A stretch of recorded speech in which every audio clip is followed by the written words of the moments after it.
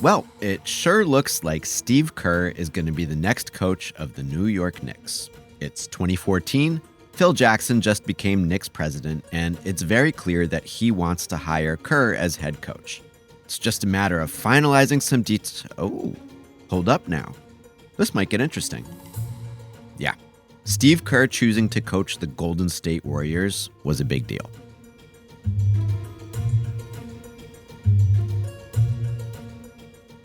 Oh, real quick, Secret Base is on Patreon. Subscribers get exclusive videos and podcasts, early access to good stuff, and input on what experiments we should try next. And you can watch videos like this one without any ads. Anyway, back to this video. You could make the case that one of the most important games in the creation of the Golden State Warriors dynasty was a loss on May 3rd, 2014. It is certainly one of the most important developments in the life and career of Steve Kerr.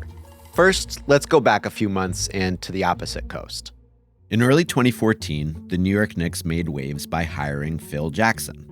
The beloved former Knicks player and incredibly successful former coach of the Bulls and Lakers had been away from the league, resting on his laurels, writing, teaching Adam Sandler to read, etc.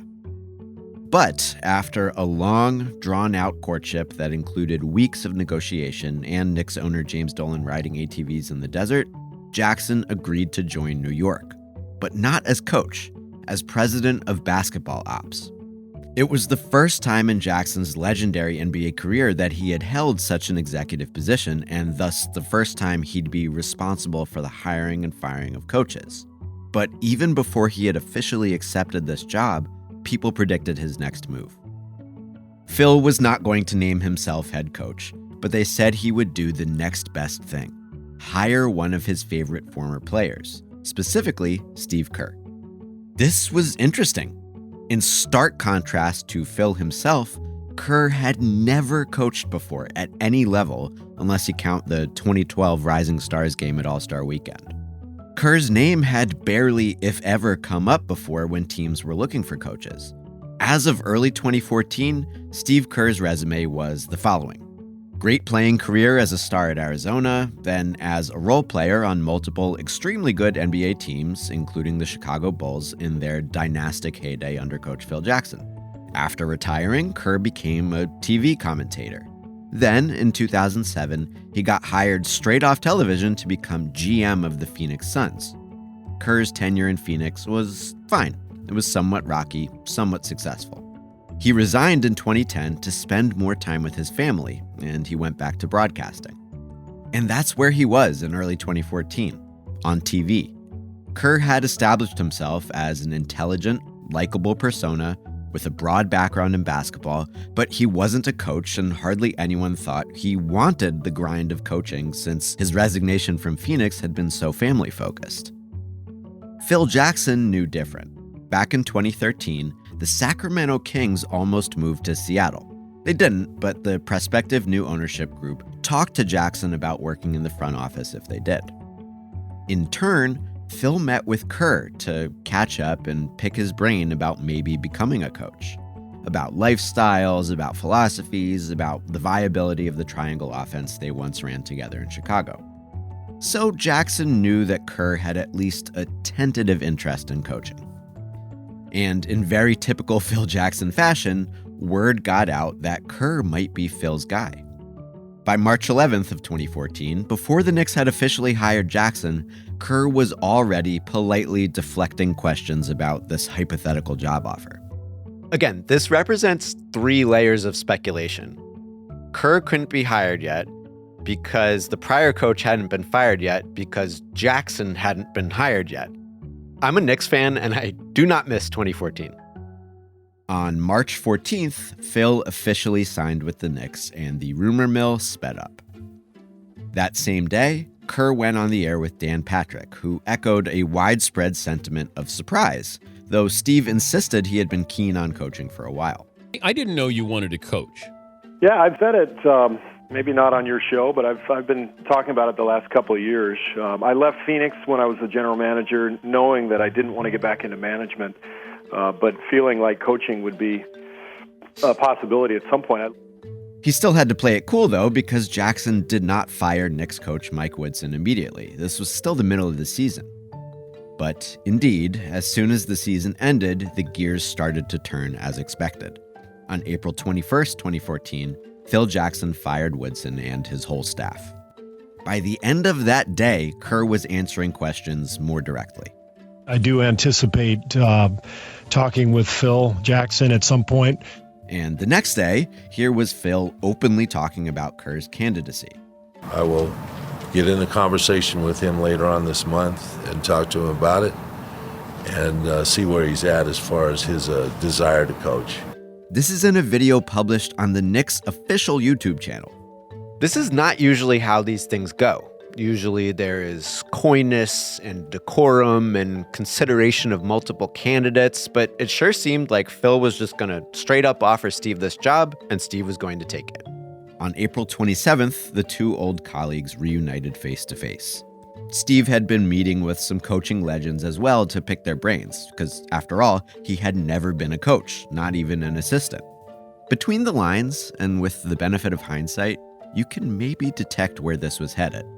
Yeah, of course you got to talk to Phil Jackson. It's Phil Jackson. Otherwise, I would not be interested in a job with the Knicks.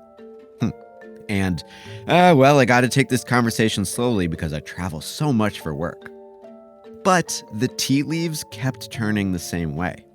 After Kerr, the Knicks met with Bill Cartwright, explicitly for an assistant coaching job. Cartwright had connections to Jackson and Kerr from Chicago, and he had worked for Kerr in Phoenix. Pen hadn't hit paper, but it was all taking shape. I'm belaboring this moment in time because this is a show about interesting decisions, and when viewed from the outside, the decision in Steve Kerr's hands as of the end of April 2014 didn't look that interesting to anyone but him and the Knicks. Then some more jobs opened up. Mike D'Antoni resigned as coach of the LA Lakers on April 30th. The Lakers, just like the Knicks, represented a storied franchise in need of revitalizing. The Lakers, unlike the Knicks, would keep Kerr pretty close to his family in California. Was there anything there? Those close to Kerr, like his dear old college coach Lute Olson, insisted moving across the country would not be a deal breaker for the family man. What mattered was his connection to Phil. And Phil himself told Knicks free agent Carmelo Anthony, who was considering his own move to the Lakers, that Kerr would not be in LA. The Lakers themselves were like, why even bother? He's clearly going to go work for the Knicks. Later on, the Utah Jazz fired their coach, and they were like, hey, what about us, Steve? No, not you. Never you. Even still, these brief turns of the rumor mill were enough to establish Steve Kerr was not just Phil Jackson's guy. He was a candidate. In the so-called coaching carousel, Steve Kerr had become one of the horsies. Howard Beck wrote a great and prescient piece remarking that the evidently widespread interest in Kerr typified a trend. You didn't need any coaching experience to get hired, especially if you played the game at a high level. Look at Jason Kidd or Mark Jackson. The Golden State Warriors coach had jumped straight from playing to broadcasting to head coaching without working up the ranks, and at the time, he had the Warriors in the playoffs battling the LA Clippers. And, on that note, things looked kinda tenuous in Golden State. The Warriors had gone from dreadful to quite good under Jackson, but he had also burned some bridges and made some strange headlines. The word in the press was that a swift playoff exit might get him fired. Which brings us to May 3rd, 2014, a fork in the road. The Warriors blew a lead and lost a very close Game 7 in LA. What if Golden State won? We can say this for sure. In a world where the Warriors advanced to the second round, Mark Jackson would have kept his job for at least another week or two. But they didn't, and he didn't. On May 6th, the Warriors said, yeah, you've been pretty successful, but not enough, plus you have a rather off-putting energy, so farewell to you, Mark Jackson. And literally hours later, the Warriors said, hello, Steven. What did the Warriors have to offer? Well, a lot. Let's compare the Knicks and Warriors. Proximity to Kerr's family, clear advantage with the team literally called Golden State. Roster, definitely the Warriors. Back when he was GM of the Suns, Kerr tried and failed to grab Steph Curry in the draft. 5 years later, Curry had become a first-time All-Star. The Knicks roster was older, worse, and less stable. On the other hand, the Knicks played in the bad Eastern Conference, whereas that very good Warriors roster hadn't managed any playoff success in the much tougher Western Conference. Slightly daunting, so maybe advantage Knicks, but, it's minor. Pre-existing relationships? Well, Kerr was tight with Warriors owner Joe Lacob, whereas James Dolan's reputation as Knicks owner was a major red flag. Advantage Warriors again. As for the front office, well, Kerr knew and liked at least one Warriors executive, Rick Welts, but it sure seemed like Kerr's relationship with Phil Jackson was special, and the Knicks ace in the hole as far as we knew. Nonetheless, Kerr had to at least hear out the Warriors. I don't know that Reggie Miller's analogy fits precisely, but I get the point. Kerr's patience was giving him more options. New Yorkers started to get a little antsy.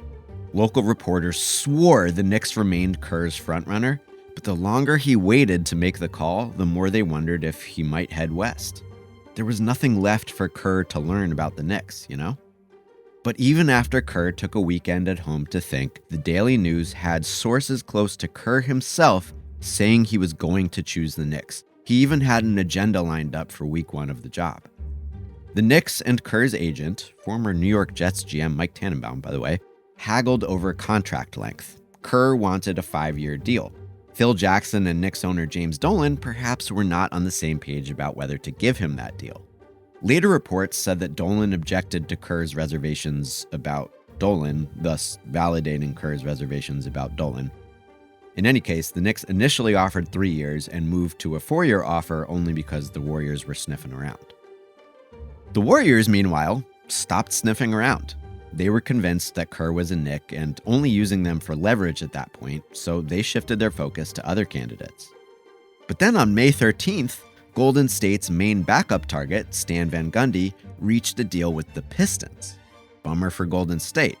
But hey, because of the weird Jackson-Dolan-Kerr triangular negotiation stalemate, Steve still remained a free agent, at least technically, so the Warriors said, back to plan A. Let's sniff just a little bit more. One last sniff.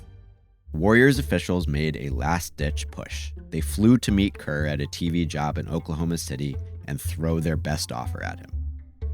On Wednesday, May 14th, boink! 5 years, $25 million for a first-time head coach. Kerr said it was agonizing to say no to Phil Jackson, but the team, the proximity to home, and, probably the contract the Knicks wouldn't offer, they swayed him. And, as we all know, that agony subsided fast. Kerr built on Mark Jackson's progress, very much, very fast. Kerr mobilized small, switchy death lineups that devoured opponents and inspired countless copycats. He chaperoned Steph Curry's ascension from All-Star to MVP to one of the best ever. He coached Golden State to a championship in his first season, and then he kept right on going, and going. Steve Kerr's tendency to innovate, his willingness to adapt, his ability to instill discipline without sacrificing compassion, all earned him new opportunities in coaching and made him something of an iconic leader even beyond the NBA. And this all comes from his first ever coaching job. That first job represents one of the most successful coaching gigs anyone has ever performed, thus cementing his decision as a very, very good one. And a very big deal not just for the Warriors, but for the Knicks, the runners-up. Jackson told the press Kerr had committed to New York, then reneged when Golden State fired Mark Jackson. Jackson understood Steve's reasons, but also insisted that he did, in fact, bail on the Knicks, which Kerr only kind of denied. Jackson and the Knicks rapidly pivoted to another heady role player from one of his old championship teams, a guy jumping straight from the court to the sideline. The Knicks gave Derek Fisher 5 years and $25 million, by the way. Fisher's tenure as Knicks coach did not even last 2 of those 5 years. It was a many-flavored disaster, and so was that of every subsequent Knicks coach in the Jackson regime. What if it had been Kerr? What if the Warriors had won that Game 7? Or what if the Knicks had ponied up enough cash fast enough for Kerr to overlook their numerous red flags? Could he have made the Knicks great instead of terrible? He thinks not. In a much later ESPN interview, Kerr's old Warriors boss, Bob Myers, identified that critical fork in Kerr's career and asked him about the hypothetical other path. Kerr's answer was very simple. You kind of had this point in life. Yeah. It's a pretty big inflection. Yeah. I honestly would have been fired within 2 years because that was the pattern. And in that world, doing worse with worse talent, who knows if Kerr ever gets another chance to build this legacy? In that world, maybe the Warriors get Van Gundy. Maybe it's Lionel Hollins. Maybe one of those guys coaches a dynasty. Or maybe it's just one ring, or none, or more. Or maybe Kerr ends up coaching the Warriors later. That's what makes this single decision such a big deal. Change the preceding history just a smidge, and Steve Kerr might not have chosen to coach the Warriors in 2014. Change that decision, and the history that follows changes much more than a smidge.